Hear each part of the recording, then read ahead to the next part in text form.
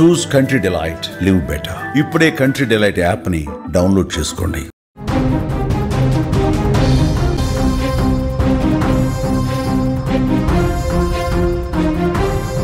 హితీక్ష హత్య కేసులో కొత్త కోణాలు వెలుగులోకి వస్తున్నాయి. పోలీసుల అదుపులోకి వెళ్ళిన తర్వాత, హత్య చేసినట్టు అంగీకరించిన తర్వాత మమత చెప్పిన మాటలు కుటుంబ సభ్యులనే కాదు పోలీసులను కూడా అవాక్కు గురి చేస్తున్నాయి. ఇంతకీ హితీక్ష హత్య ఎందుకు జరిగిందో తెలుసా? 20 లక్షల రూపాయల డబ్బుల కోసం. అసలు పంచాయతీ అంతా ఆ 20 లక్షల రూపాయల డబ్బు దగ్గరే మొదలైంది. ఎప్పుడైతే హితీక్ష పిన్ని మమత ఉద్యోగం చేయడానికి కొంతకాలం లోకల్గా ఒక ఉద్యోగం చేసింది. ఆమె MBA చదువుకుంది. ఉద్యోగానికి వెళ్తూ వస్తున్న మమత, ఆమెకు కొన్ని దురలవాట్లు ఉన్నాయి. ఆ దురలవాట్లలో అతి ప్రమాదకరమైన దురలవాటు ఆన్లైన్లో బెట్టింగులు కాయటం, పేకాట లాంటివి ఆడటం. హితీక్ష హత్యకి ఆన్లైన్ బెట్టింగ్ ఒక ప్రధాన కారణం అంటే నిజంగానే ఆశ్చర్యం కలుగుతుంది. హితీక్ష అత్యంత దారుణంగా హత్యకు గురవడానికి, తన పిన్ని చేతుల్లో అత్యంత దారుణంగా హత్యకు గురవడానికి, తన రక్త సంబంధీకుల చేతుల్లోనే అత్యంత దారుణంగా హత్యకు గురవడానికి కారణం ఆన్లైన్ బెట్టింగ్. ఎందుకంటే మమత, ఎవరైతే హితీక్ష పిన్ని ఇప్పుడు హంతకురాలు మమత ఉందో, ఆ మమత కొంతకాలంగా ఆన్లైన్లో బెట్టింగులు కాసేందుకు 20 లక్షల రూపాయలు ఖర్చు చేసింది. ఆ 20 లక్షల రూపాయలు బంధువుల నుంచి, తెలిసిన వాళ్ళ నుంచి అప్పులుగా తీసుకుంది. ఆ అప్పులుగా తీసుకున్న తర్వాత ఆ డబ్బుని తిరిగి చెల్లించకపోవడంతో హితీక్ష బంధువులు, అప్పులిచ్చిన వాళ్ళు హితీక్ష ఇంటికి రావడం మొదలుపెట్టారు. అంటే వీళ్ళు నివాసం ఉంటున్న, మమత నివాసం ఉంటున్న, అంటే నిజానికి మమత భర్త లక్ష్మణ్, మమత అక్క హితీక్ష తండ్రి నవీన్, అట్లాగే వాళ్ళ తాత మదన్, ఈ ముగ్గురు దుబాయ్లో ఉంటారు. ఇంట్లో నవీన, మమత, అట్లాగే వీళ్ళ అత్త లక్ష్మి, అట్లాగే వాళ్ళ ఆడపడుచు ఒక అమ్మాయి ఉంటుంది. 4 ఆడవాళ్ళు మాత్రమే ఇంట్లో ఉంటారు. అయితే మమత చేసిన అప్పులతో, మమత అప్పులు చేయటం, బెట్టింగ్లో డబ్బులు కోల్పోవడంతో అప్పులిచ్చిన వాళ్ళ ఇంటికి రావడం మొదలుపెట్టారు. ఎప్పుడైతే అప్పులిచ్చిన వాళ్ళ ఇంటికి రావడం మొదలుపెట్టారో, మమతను నిలదీయటం మొదలుపెట్టారో, ఆ కుటుంబంలో కొంత కల్మషం అంటే గొడవలు స్టార్ట్ అయ్యాయి. దీంతో మమత ఆ ఇంట్లో తక్కువ, అంటే చిన్న చూపుకు గురైంది. మమతని పక్కన పెట్టారు. మమతని కుటుంబ సభ్యులు నిర్లక్ష్యం చేయడం మొదలుపెట్టారు. సహజంగా అన్ని కుటుంబాల్లో జరిగినట్టే ఇక్కడ కూడా జరిగింది. మమత తప్పులు చేయడం వల్ల ఆ ఇంట్లో దోషిగా మారింది. ఏ తప్పు చేయకుండా కుటుంబం కోసం పనిచేయటం వల్ల నవీన ఆ ఇంట్లో అతి ఎక్కువ గౌరవాన్ని అందుకుంది. కుటుంబానికి పెద్ద దిక్కులా ఉంది నవీన. ఫ్యామిలీ మెంబర్స్ అందరినీ నవీన మెయింటైన్ చేసేది. ఆ ఇంట్లో నవీన ఏం చెప్పితే జరిగేది. ఈ పెత్తనాన్ని మమత తట్టుకోలేకపోయింది. అందుకే నవీనని తన సొంత అక్క అయినప్పటికీ, తన పెద్దమ్మ కూతురు అయినప్పటికీ నవీనని ఏదైనా చేసి కన్నీళ్లు పెట్టించాలి, ఏడిపించాలి, నవీన పైన పగ తీర్చుకోవాలని చాలా రోజులుగా మమత ఒక ప్లాన్ వేసుకొని ఉంది. ఆ ప్లాన్లో అమలులో భాగమే హితీక్ష హత్య.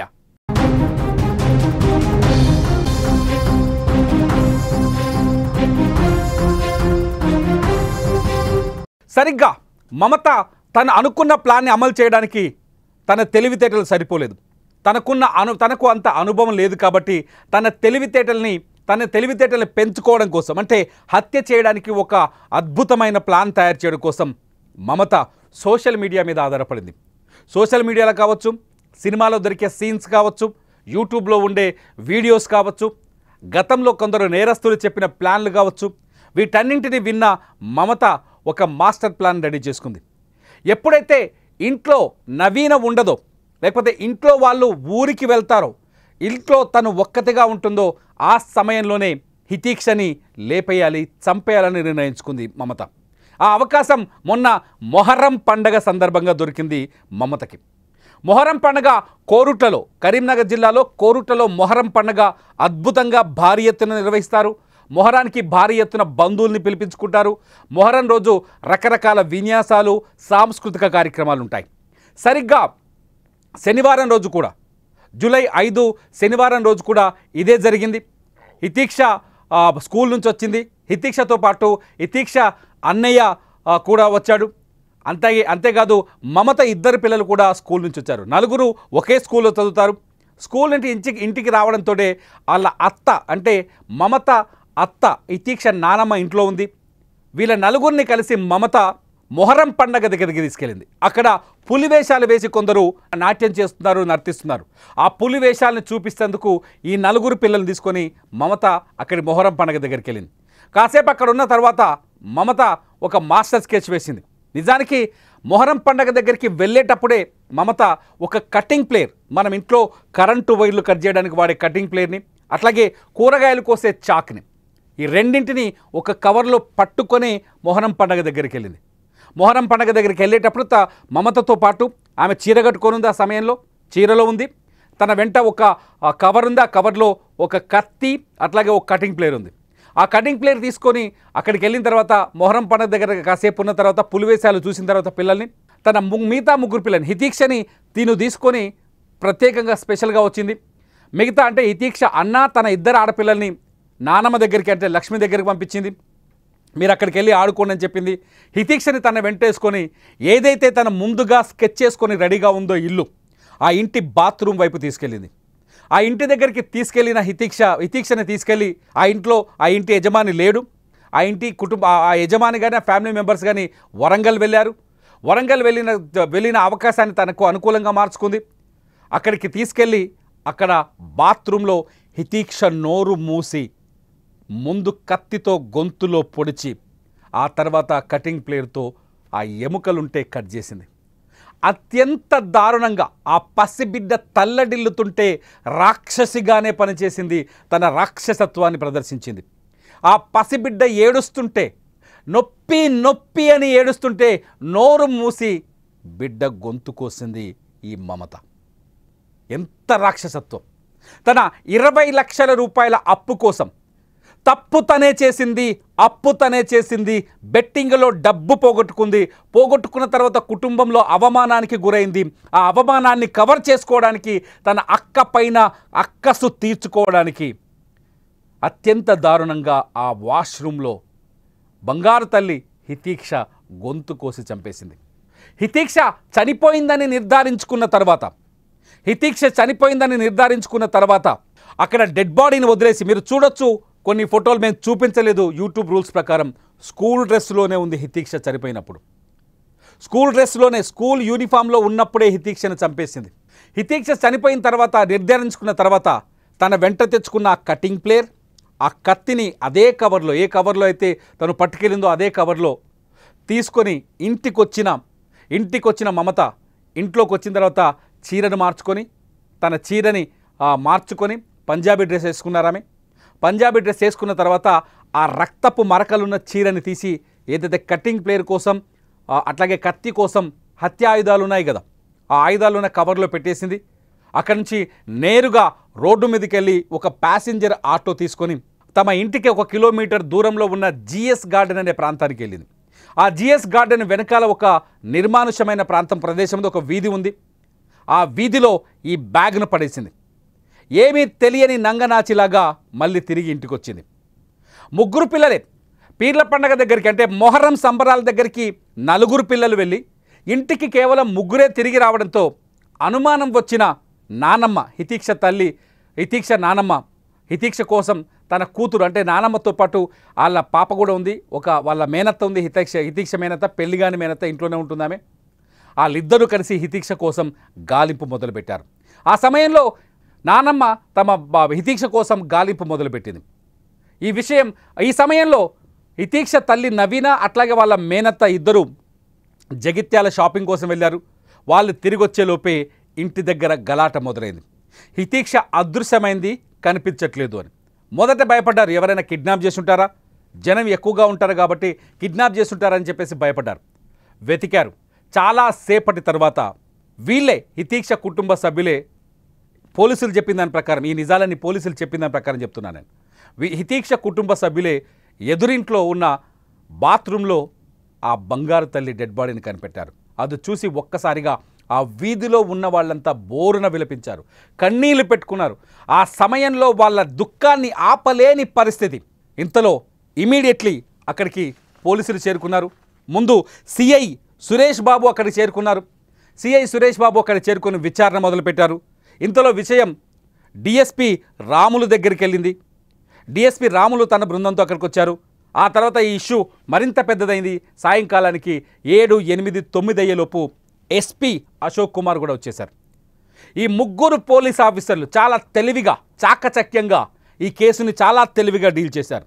నిజానికి శనివారం సాయంత్రం 5:30, 6 గంటల ప్రాంతంలోనే హితీక్ష హత్యకు గురైతే శనివారం సాయంత్రం 9:30 లోపే పోలీసులు ఆ హత్యోదంత మిస్టరీని ఛేదించారు. కానీ వివరాలు చాలా ఆలస్యంగా ప్రకటించారు. 9 గంటలకు ఎస్పీ అశోక్ కుమార్ తన పోలీసు బృందాల్ని, అట్లాగే డాగ్ స్క్వాడ్ని, అలాగే క్లూస్ టీమ్ని రంగంలోకి దించారు. డెడ్ బాడీని దగ్గరలో ఉన్న కోరుట్ల ప్రభుత్వ ఆసుపత్రికి తరలించారు. మమత కూడా ఉంది. హితీక్షని వెతికే గ్యాంగ్లో అంటే వాళ్ళ అత్త, అట్లాగే నవీన, వాళ్ళ మేనం ఎవరైతే ఆడపడుచు, వీళ్ళందరితో పాటు మమత కూడా ఏడుస్తూ నటిస్తూ ఆ పాపను వెతికింది. మమత ఆసుపత్రికి వచ్చినప్పుడు మీరు స్క్రీన్లో విజువల్ చూస్తున్నారు. 2 విజువల్స్, ఒక దాంట్లో డాగ్ స్క్వాడ్కి సంబంధించింది, రెండో దాంట్లో మమత చిన్నారిని అత్యంత దారుణంగా చంపిన మమత ఆసుపత్రిలో సొమ్మసిల్లి పడిపోయినట్టుగా నటించింది. ఎవరు చంపారు హితీక్షని అనేది అతి పెద్ద ప్రశ్నగా మారింది పోలీసులకి. ఆ క్షణంలో పోలీసులు చేసిన కొన్ని సాహసాలు, లేకపోతే వాళ్ళ ఎక్స్పీరియన్స్తో ఒక అద్భుతమైన నిర్ణయం తీసుకున్నారు. డాగ్ స్క్వాడ్ని తీసుకొచ్చి హత్యాస్థలం నుంచి డాగ్ స్క్వాడ్ని వదిలితే అది నేరుగా వెళ్ళి హితీక్ష ఇంట్లోకే చొరబడింది. ఎప్పుడైతే డాగ్ స్క్వాడ్ హితీక్ష ఇంట్లోకి వెళ్ళిందో అప్పుడే పోలీసులు ఒక క్లారిటీకి వచ్చారు. ఈ హత్య చేసింది, బంగారు తల్లిని చంపింది బయట వారు ఎవరో కాదు, ఇంట్లో ఉన్న వాళ్ళే అని. వెంటనే పోలీసులు సిఐ సురేష్ బాబు ఆధ్వర్యంలో పోలీసులు హితీక్ష కుటుంబ సభ్యులందరినీ స్టేషన్కి తరలించారు. హితీక్ష తల్లిని తీసుకెళ్లారు, హితీక్ష నానమ్మని తీసుకెళ్లారు, హితీక్ష మేనత్త ఇంట్లో ఉండే ఆడపడుచుని తీసుకెళ్లారు, అట్లాగే మమతను కూడా పోలీస్ స్టేషన్కి తీసుకెళ్లారు. పోలీస్ స్టేషన్కి తీసుకెళ్లిన తర్వాత అంతేకాదు ఆ ఇంటి చుట్టూండే కొందరు వ్యక్తులను కూడా తీసుకెళ్లారు. పోలీస్ స్టేషన్కి తీసుకెళ్లిన తర్వాత ఒక్కొక్కరిని వేరువేరుగా తమదైన శైలిలో టెక్నికల్గా విచారణ జరిపితే మమత గుట్టు విప్పేసింది. ఆ రోజు రాత్రి 9 గంటలకే హితీక్ష హత్య చేసిన విషయం వెలుగులోకి వచ్చింది, బయటపడింది. మమతే నేనే చంపేశానంటూ అంగీకరించింది. పోలీసులు అడిగిన ప్రశ్నలకి, చేసిన ట్రీట్మెంట్కి నిజాన్ని బయటకు కక్కింది. ఎందుకు చంపావని పోలీసులు నిలదీస్తే అప్పుడు చెప్పింది అసలు కథ. తనకు బెట్టింగ్ ఆడే అలవాటు ఉందని, తను డబ్బులు తీసుకున్నానని, బయట వ్యక్తుల నుంచి డబ్బులు అప్పుగా తెచ్చుకున్నానని, 20 లక్షల రూపాయల వరకు ఆన్లైన్లో బెట్టింగ్లో పోగొట్టుకున్నానని, ఎప్పుడైతే తను డబ్బులు పోగొట్టుకున్నానో ఇంట్లో వాళ్ళు తనని తక్కువగా చూడటం, చిన్న చూపు చూడడం మొదలుపెట్టారని, పెత్తనమంతా తన తోటి కోడలైన నవీనకి ఇచ్చారని, నవీనాని జీవితాంతం కష్టపెట్టాలి, ఏడిపించాలి, ఆమె పైన కక్ష తీర్చుకోవాలనే ఉద్దేశంతో హితీక్ష మర్డర్కి ప్లాన్ చేశానని నవీన పోలీసుల ముందు అంగీకరించింది. మీరు చూస్తున్నారు స్క్రీన్లో వీడియోస్. మమత పోలీసుల ముందు ఇన్వెస్టిగేషన్ తర్వాత బయటకు వస్తున్న వీడియోస్. నవీన మీద కక్ష తీర్చుకోవడానికి మమత ఈ ప్రయత్నం అంతా చేసింది. నవీనని ఏడిపించడం కోసమే హితీక్షని చంపినట్టుగా పోలీసుల ముందు అంగీకరించింది. దీంతో పోలీసులు కూడా అవాక్కయ్యారు. కేవలం తోటి కోడల మీద కక్షతో, తోటి కోడల మీద ఈర్ష్యతో ఆ కుటుంబంలో ఒక అద్భుతమైన భవిష్యత్తున్న బంగారు తల్లి ఇంత చిన్న పాప అయిన హితీక్ష మీద కక్ష తీర్చుకున్నావా అని ఒక దశలో పోలీసులు కూడా కన్నీళ్లు పెట్టుకున్న పరిస్థితి.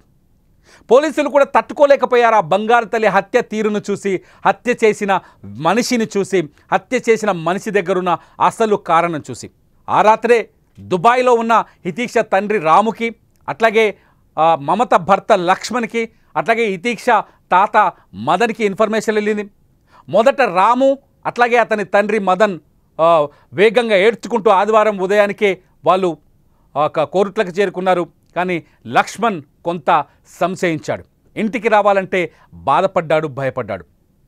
లక్ష్మణ్కి వీసా దొరకలేదనే సమాచారం కూడా మన దగ్గర ఉంది. వీసా దొరకపోవడంతో లక్ష్మణ్ రాలేకపోయాడు. ఈలోపు హితీక్ష అంత్యక్రియలు జరిగిపోయి ఆదివారం రోజే తన భార్య మమత పోలీస్ స్టేషన్లో ఉంది.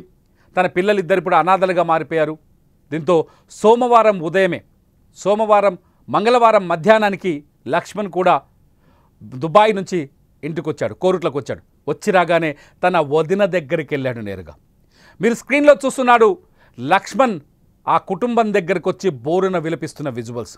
తన వదిన దగ్గరికి వెళ్ళి చేతులు పట్టుకొని ఏం చెప్పాలో, అన్నకేం సమాధానం చెప్పాలో అర్థం కాని స్థితిలో, తన వదిన కన్నీళ్లు కారుస్తుంటే ఆ కన్నీళ్ళకి ఏం సమాధానం చెప్పాలో అర్థం కాని స్థితిలో ఆమె చేయి పట్టుకొని క్షమాపణ అడిగాడు లక్ష్మణ్. నా భార్య ఇంత పెద్ద తప్పు చేస్తుందని నేను అనుకోలేదు అని చెప్పాడు. లక్ష్మణ్ కన్నీళ్లను చూసి రాము వాళ్ళ కన్నీళ్లను చూసి తట్టుకోలేని పరిస్థితి. రాము చాలా స్పష్టంగా చెప్తున్నాడు, నా తమ్ముడు చాలా మంచోడు, నా మరదలే ఈ హత్యకు అసలైన కారకురాలని చెప్పేసి. దీంతో ఆ అన్నదమ్ముల బాధ, ఆ అన్నదమ్ముల మధ్య ప్రేమ, ఆ లక్ష్మణ్కి ఆ పాప మీద ఉన్న ప్రేమ, లక్ష్మణ్కి తన కుటుంబం మీద ఉన్న ప్రేమ స్పష్టంగా కనిపించింది. కేవలం మమత తన అక్కసు తీర్చుకోవడానికి, తన కక్షను తీర్చుకోవడానికి, తన సొంత అక్క, నిజానికి ఈ కుటుంబం గురించి చాలాసార్లు చెప్పాను నేను, మొత్తం దగ్గర బంధువు. మమత నవీన కూడా సొంత అక్క చెల్లెల పిల్లలు, రాము లక్ష్మణ్ కవల పిల్లలు, వాళ్ళంతా బంధువులు. మమత బాగా చదువుకున్న అమ్మాయి, MBA చదివిందని తెలుస్తోంది. నవీన కూడా డిగ్రీ వరకు చదివిందని తెలుస్తుంది. చదువుంది, జ్ఞానం ఉంది. అయినా బెట్టింగ్ అనే దురలవాట్లు ఆమె బుద్ధిని మార్చాయి, ఆమెని నేరస్తురాలుగా చేశాయి. ప్రస్తుతానికి మమత పోలీస్ కస్టడీలో ఉంది, ఆమెని రిమాండ్కి తరలించారు. అయితే ఈ హత్యలో ఇంకా చాలా ప్రశ్నలు మిగులున్నాయని చెప్తున్నారు పోలీసులు. ఈ హత్యలో కేవలం మమత పాత్ర ఒకటే ఉందా? మమత ఒక్కతే ఇంత పెద్ద సాహసం చేసిందా? మమత కేవలం డబ్బులు పోగొట్టుకున్నంత మానసిక ఆందోళనతోనే నేరస్తురాలుగా మారిందా? లేకపోతే మమతకి ఇంకెవరైనా సహకరించారా? ఈ కోణంలో పోలీసులు విచారణ జరిపారు. నిన్న విచారించారు, ఇవాళ కూడా విచారిస్తున్నారు. మమత హితీక్షని చంపడం వెనుక అసలు కారణమైతే ఇప్పటికి మనకు అందుతున్న సమాచారం ప్రకారం కేవలం తను బెట్టింగ్లకు అలవాటు పడి. సుమన్ టీవీ వేదికగా నేను చెప్తున్నాను చాలా రోజుల నుంచి, బెట్టింగులు మీ జీవితాన్ని నాశనం చేస్తాయి. బెట్టింగ్స్ మీ లైఫ్ని, మిమ్మల్ని క్రిమినల్స్గా మారుస్తాయి. బెట్టింగ్స్ మీ కుటుంబాన్ని కూల్చేస్తాయి. బెట్టింగ్ వల్ల ఎన్నో కుటుంబాలు రాత్రికి రాత్రి పిల్లలకు విషమిచ్చి ఆత్మహత్యలు చేసుకున్న సందర్భాలు ఉన్నాయి. బలవన్ మరణాలకు పాల్పడ్డ సందర్భాలు ఉన్నాయి. దయచేసి ఆన్లైన్ బెట్టింగ్ల జోలికి వెళ్ళకూడదని చాలాసార్లు సుమన్ టీవీ మీకు రిక్వెస్ట్ చేసింది. ఆన్లైన్ బెట్టింగ్లకు, క్రిప్టో కరెన్సీ మోసాలకు వ్యతిరేకంగా సుమన్ టీవీ క్యాంపెయిన్లు చేస్తూ వస్తుంది. అయినప్పటికీ సమాజంలో ఇంకా ఎడ్యుకేట్ అవ్వాల్సిన అవసరం ఉంది మనుషులు. మమత లాంటి వ్యక్తులు మీ కుటుంబాల్లో కూడా ఉండొచ్చు. బెట్టింగ్లకు అలవాటు పడితే మమత లాంటి వ్యక్తులు మీ ఫ్యామిలీల్లో కూడా తయారవ్వచ్చు. మంచి వాళ్ళే నేరస్తులుగా మారి ఫ్యామిలీల్ని ఆగం చేయొచ్చు. ఇప్పటికైనా బెట్టింగ్లకు దూరంగా ఉండండి. మీ పిల్లల్ని బెట్టింగ్లకు దూరంగా ఉంచే ప్రయత్నం చేయండి. ఆన్లైన్ బెట్టింగులు కుటుంబాల్ని కూల్చేస్తాయి, అమాయకుల ప్రాణాలని బలి తీసుకుంటాయని చెప్పడానికి హితీక్ష కంటే పెద్ద ఉదాహరణ కనిపించదు. మీరేమనుకుంటున్నారు? బెట్టింగ్స్ని నిరోధించడానికి ప్రభుత్వం ఎటువంటి చర్యలు తీసుకోవాలి? మమత లాంటి వ్యక్తులు ఉన్మాదులుగా మారకుండా ఉండాలంటే ఏం చేయాలి? ఈ వీడియో కింద మీరు కామెంట్ చేయండి. చూస్తూనే ఉండండి సుమన్ టీవీ లైవ్.